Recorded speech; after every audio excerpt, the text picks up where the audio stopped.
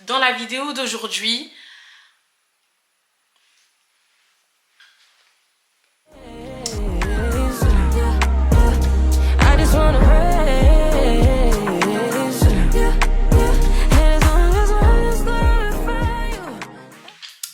hello et bienvenue sur ma chaîne. Welcome back guys. Pour ceux qui ne me connaissent pas, je me présente, je suis Priscilla Nyangui, maman, femme, épouse, créatrice de contenu, entrepreneuse et corporate en finance. Pour ceux qui ne me connaissent pas et même pour ceux qui ne sont pas encore abonnés, n'hésitez pas à vous abonner. Si cette vidéo vous parle, likez, commentez, ça donne de la force, ça donne envie de revenir, de se mettre face cam et de préparer ces petits échanges. Donc voilà, dans la vidéo d'aujourd'hui, on parle du bilan. Alors c'est vrai qu'on est à un mois de 2026. Fair enough. Il est temps de faire le bilan. Tout le monde fait des bilans sur ce qu'il a accompli, sur ses réussites, sur ses échecs, sur ses avancées, sur ses projets, sur ses relations, que ce soit amical, amoureux, que ce soit une relation avec Dieu. Tout le monde fait le bilan. Et moi aujourd'hui, j'ai envie j'ai intitulé cette vidéo le vrai bilan de fin d'année. Et si ce que tu n'avais pas pardonné te retenait encore. Le topic sur quoi j'aimerais qu'on discute aujourd'hui, c'est le pardon. Ça peut paraître difficile, ça l'est parfois d'ailleurs, mais c'est un temps qui va être un temps deep. Je vais vous parler moi-même de mes propres d'une expérience à moi où en fait Dieu il m'a taffé pour que je puisse pardonner et tout. Je dis tout ça dans la suite, restez connectés, on continue. J'ai découpé cette vidéo en 4 parties. La première partie étant ce qu'on ne nous dit pas sur le pardon. En fait, on croit souvent que pardonner, c'est être faible. Il y a plein de gens qui se disent, ouais, pardonner, c'est être faible, pardonner, c'est se rabaisser, pardonner, c'est donner le pouvoir à l'autre personne, la personne en face qui nous a fait du mal, ou pardonner, c'est minimiser notre vécu. Mais en fait, la vraie réalité, la vraie vérité, elle est simple. Hein. Le pardon, c'est jamais... Je m'approche. Le pardon, ce n'est jamais à propos des autres. Non, je répète. En vrai, on aurait été à l'église, j'aurais dit, on me donne pas un amen là. Le pardon, ce n'est jamais à propos de l'autre. Le pardon, c'est à propos de toi. C'est à propos de moi. Le pardon, c'est à propos de toi. Ce n'est pas à propos des autres. En fait, c'est toi qui dors mal. C'est toi qui rumine. C'est toi qui te sens... C'est toi qui te sens mal, c'est toi qui as la boule au ventre, c'est toi qui revis la scène, tu revis les scènes. T'as capté? Repeat. Tu revis la scène, tu revis ton truc. Et en fait, et en plus de revivre le truc, il y a des gens qui te font rappeler la situation. Non, guys. L'autre personne, là, elle continue sa vie. Et toi, t'es dans le mal. Et ça, c'est pas bon. Et ça, c'est vraiment pas bon. Il faut vraiment qu'on comprenne que le pardon, c'est pas à propos de l'autre personne. C'est nous. Juste nous. Ma deuxième partie, c'est l'impact réel de la rancœur. Comme je disais, quand on pardonne pas, on retient quelqu'un. En fait, tu retiens quelqu'un. Tu retiens quelqu'un dans ton cœur et ça te crée de la rancœur. Ça te crée de la rancœur. Et ça, en fait, la rancœur, c'est tu gardes un poids dans ton cœur que tu essaies de couvrir avec d'autres choses. Que tu essaies de couvrir avec l'amour d'une nouvelle personne. Que tu essaies de couvrir avec une nouvelle relation amicale. Que tu essaies de couvrir par un nouveau projet. Que tu essaies de couvrir par X choses, en fait. Et tu sais très bien que les émotions qu'on retient, en fait, elles s'installent dans le sommeil, dans la santé, dans les relations futures, dans la confiance que tu peux avoir envers les autres et dans les décisions que tu vas prendre. En fait, la rancœur, ça te fait devenir quelqu'un que t'aimes pas vraiment. Que tu peux pas... T'apprécies pas la personne que t'es parce que tu commences à... Tu vois, toi, t'étais une amoureuse de l'amour. Tu commences à dire, oh oui, moi, j'ai plus besoin d'un homme. Oh oui, moi, j'ai plus besoin d'une femme. Je peux être présentée. fair enough, tu peux être très indépendant. Mais il ne faut pas que ce soit la rancœur envers quelqu'un d'autre, envers une autre situation, qui fait que tu deviennes la personne qui... Tu serres tes bras comme ça, tu mets tes bras comme ça. Là. Tu bouges, tu... Moi, j'ai pas besoin de... Non. Guys, pour cette troisième partie, je vais vous parler un peu de moi. Parce qu'en vrai, c'est facile de dire plein de choses. Et moi, j'ai tendance à dire... J'ai du mal à parler de choses que je n'ai pas vécues, de situations que j'ai pas vécues, j'ai beaucoup de mal à le faire. Mais du coup, je vais vous partager quelque chose. Moi, j'ai vécu une situation, j'ai vécu une relation où j'ai été trahie. J'ai vécu une relation où j'ai été blessée. J'ai été trahie, forcément, j'ai été blessée. Et vous savez quoi ? J'étais quelqu'un qui écrivait des pavés. Excusez-moi, sorry. J'écrivais des pavés. La blessure, c'était compliqué parce qu'en fait, vous savez, quand tu es dans une situation où une personne à qui tu tiens te blesse, il y a deux sentiments qui se créent. Une colère incroyable. Ah pardon, il y a trois sentiments qui se créent. Non, il y a deux sentiments qui se créent, mais bon, écoutez, deux sentiments qui se créent. Une colère incroyable, ok ? Et une tristesse encore plus forte, encore plus importante que la colère.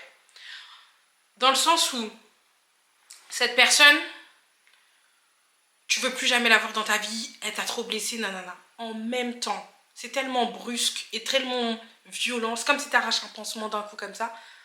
En fait, il y a quand même un... Cette personne, elle était dans ton cœur, donc il y a un manque qui se crée. Donc en fait, t'es fâché, triste, mais cette personne en même temps te ment. C'est pas facile. Mais écoutez, moi, j'étais dans cette situation qui a été très compliquée. En plus, franchement, pour pas que ce soit encore plus facile, ça s'est passé pendant le Covid. Trahison pendant le Covid. Bon, bah... This is the end. Et en fait, je vivais seule. Et c'est vrai que ça a été très très dur pour moi. Je me suis beaucoup questionnée. J'ai beaucoup questionné Dieu. J'étais là en mode, Seigneur, en fait, comment? Qu'est-ce qui se passe? Tu m'as lâché. C'est comment? J'arrive pas. C'est trop dur. C'est dur pour moi et tout. Je suis toute seule. En plus, j'ai pas comme si j'avais mes copines ou mes sœurs qui pouvaient venir, sur qui je pouvais venir allonger ma tête et pleurer dans leurs bras et tout. Là, je suis vraiment seule avec mon ressenti, avec mes sentiments. Je suis seule. Et donc, Seigneur, c'est chaud quoi. En plus, je suis trop énervée. Cette personne, je lui veux du mal et tout. Comment on peut blesser des gens comme ça et tout. Vraiment beaucoup de ressentis, de rancœur, de sentiments difficiles. Pendant ma période où j'étais seule, Dieu m'a dit, ma fille, pardonne cette personne et tu verras, ça ira mieux. Et moi j'étais là, pardonner? Pardonner qui? Pardonner quoi? Mais ça c'est le genre de trahison qu'on écrit dans un livre et qu'on publie et que le livre ça devient un best-seller et tout. J'étais vraiment dans ce mood-là. Dieu m'a dit, ma belle, comme tu dis, tu es solo dans ton appartement, t'es confiné, et toi tu veux ruminer la situation, ruminer, alors que la personne elle vit sa life. Ma chérie, concentre-toi, donne le pardon et tu verras, ça ira mieux. Je commençais à prier pour le pardon, Et en fait, je pensais que j'étais rentrée dans la phase de pardon. J'étais quand même rentrée dans cette phase de pardon, mais j'étais là en mode, mais Seigneur, en plus, comment je vais pardonner cette personne? Cette personne, elle vient même pas s'excuser. Elle demande même pas pardon. Genre, je pardonne quelqu'un qui ne me demande même pas pardon pour le mal qu'elle m'a fait. C'est compliqué et tout. Et le Seigneur, il m'a dit, tu n'as pas besoin de son pardon. Tu n'as pas besoin qu'il te demande pardon. Pourquoi tu aurais besoin? Parce que si tu crois que tu as besoin qu'il te demande pardon, ça veut dire que tu crois que c'est pour lui que tu fais ça. Or, si je te demande de pardonner, c'est pour toi. C'est pour toi, Priscilla. C'est toi qui te sentiras mieux. C'est toi qui seras libre. C'est toi qui vas libérer cette personne. Et plus tu vas libérer cette personne, plus tu vas créer de l'espace pour que j'apporte, que je t'apporte ce dont tu as besoin, ce que je veux te donner. Alors libère de l'espace. C'est comme si, regardez, là, je me suis lancée dans la création de contenu. J'ai un iPhone 14 Pro, 126 Go. J'ai jamais de place. C'est incroyable. J'ai jamais de place. Et moi, je suis quelqu'un qui garde les photos, les vidéos des 2000, mais vraiment des trucs qui datent, que je regarde même jamais. J'ai besoin de faire de l'espace pour pouvoir filmer de nouvelles choses, prendre de nouvelles photos, avoir de nouveaux fichiers sur mon truc. Mais comment tu fais quand tu ne veux pas laisser libérer de l'espace? Tu peux pas. Si la zone de stockage c'est 126, ma belle, si tu ne libères pas, il n'y a rien d'autre qui va rentrer. Et bien c'est pareil. Libère ton cœur pour que je puisse y mettre de nouvelles choses. Il me disait ça. Donc du coup, je me suis dit, ok, je vais pardonner. J'ai écrit un mail. Il était long. Et je me suis dit, je vais l'envoyer. Avant de l'envoyer, je prie, je dis au Seigneur, voilà Seigneur, j'ai décidé d'abandonner, de laisser partir cette personne dans mon cœur, de lui pardonner, d'oublier, nanani. Et le Seigneur, il me dit, c'est bien, mais tu n'envoies pas ça. Oh, mais Seigneur, il m'a dit, t'envoies pas. Si tu veux, tu peux relire ton courrier plusieurs fois, mais t'envoies pas. J'étais là en mode, ok. Donc je lis, je pleure. J'ai fini de pleurer sur mon mail et je dis, ok, je supprime mon mail. Donc je supprime mon mail. Et là, je commence à me dire, ok, c'est bon, là, j'ai libéré l'espace. Ça y est, Seigneur, j'ai libéré, j'ai pardonné. Le Seigneur, il me dit, mets-toi à genoux et prie pour cette personne. Et je commence à dire, Seigneur, c'est beaucoup. Là, tu me demandes beaucoup quand même.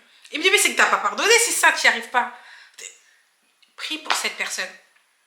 Prie pour cette personne. Je dis, non, Seigneur, tu demandes beaucoup, mais comme c'est toi qui demandes et que je veux l'obéissance, parce qu'en plus, Covid, je vous dis, confinement, c'était moi et le Seigneur. Moi et le Seigneur et mon sport. C'est que ça qui se passait. Et donc, je commence à essayer et je prie pour cette personne. Et je prie, mais genre profondément, avec un vrai... Genre, j'avais vraiment envie que cette personne, elle aille de l'avant, qu'elle soit bien, qu'elle rencontre Jésus, Je me suis dit, en fait, j'ai plus besoin de cette personne dans ma vie. Pourquoi je ne voudrais pas que cette personne, elle soit heureuse? Pourquoi je ne voudrais pas que cette personne, elle vive bien sa vie? Seigneur, franchement, donne-lui tout le meilleur que tu puisses lui donner. Franchement, donne-lui. Et je serais heureuse que cette personne, elle soit heureuse. Franchement. Et au moment où je suis arrivée à ce stade-là, au moment où je suis arrivée au stade de réussir à prier pour cette personne, au moment où je suis arrivée au stade où j'ai même pas besoin un jour que cette personne me demande pardon, j'avais vraiment créé de l'espace. Et vous savez, il s'est passé quoi? Le laps de temps là. Ça s'est passé entre février et mai. Maintenant que je passais plus mon temps à pleurer, que je passais plus mon temps à me rappeler de ce qui s'était passé, Dieu me dit, est-ce que tu trouves que tu es confortable dans ton 35 mètres carrés? Est-ce que tu trouves que toi, tu es confortable dans ton 35 mètres carrés? J'étais là, bon, moi, j'ai pas de balcon, j'avoue, c'est compliqué. Moi, ma terrasse, j'habitais au-dessus d'un grec. Ma terrasse était le toit du grec. Je vous disais pendant le confinement comment il faisait chaud en 2020, en mai, là. Je me mettais seulement un truc, je m'asseyais, je me suis dit, si un jour je tombe dans le grec, mais en tout cas, tu me dis, tu te trouves bien là, comme ça, en 35 mètres carrés et tout? Je suis là, bon, on peut mieux faire, hein. Surtout, je veux un balcon. Avec dans mon cœur une nouvelle idée, un nouveau truc qui vient dans mon cœur. Et tiens, Priscilla, et si t'achetais un appartement? Je me dis, non, mais je peux pas, je suis toute seule, nanani. Dieu m'a dit, mais tu te mets quelque chose dans ton cœur, tu commences à me dire des mais. Non, regarde, lance visite, lance des recherches et tu verras. Comme Dieu est trop bon, en mai, je commence à faire ça. Dès qu'on sort un peu de la période de confinement ou qu'on a commencé à avoir des autorisations de sortie, je visite un appart avec ma mère. Je visite deux apparts avec ma soeur. Le premier appart que j'ai vu, et j'avais un certain budget, donc je contacte la banque elle me dit bon, vous pouvez emprunter tant et tout. Je me dis ok, je vais emprunter moins que ce que je peux, parce que de toute façon je suis toute seule, je vais acheter un truc toute seule. Je vais emprunter moins et je vais faire un budget histoire d'être en dessous. le premier appartement que je visite, coup de cœur. C'était coup de cœur sur l'appartement. L'appartement, il est au-dessus de mon budget de 10 000 euros. Ouais, l'appartement est au-dessus de mon budget de 10 000 euros. Je dis, bon, je visite d'autres appartements qui sont dans mon budget. Et ouais, je me dis, bon, allez. Bon, allez. À ce moment-là aussi, je commence à aller à regarder l'église dans laquelle je suis aujourd'hui, l'église Évidence, via YouTube et tout. Pendant le confinement, je commençais à regarder. C'est d'ailleurs à ce moment-là où je suis devenue un membre d'Évidence via YouTube.